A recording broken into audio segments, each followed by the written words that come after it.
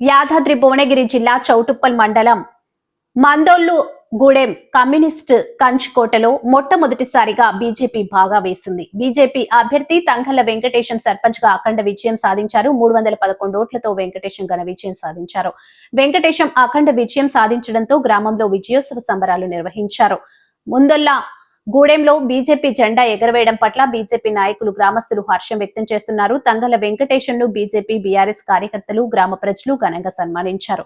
ఈ సందర్భంగా వెంకటేశం మాట్లాడుతూ నాకు ఓటు వేసి అత్యధిక మెజార్టీతో గెలిపించిన మందలగూడెం ప్రజలకు బీజేపీ బీఆర్ఎస్ కార్యకర్తలకు కృతజ్ఞతలు తెలిపారు. మందలగూడెం గ్రామాన్ని ఆదర్శ గ్రామంగా తీర్చిదిద్దుతానని పేర్కొన్నారు.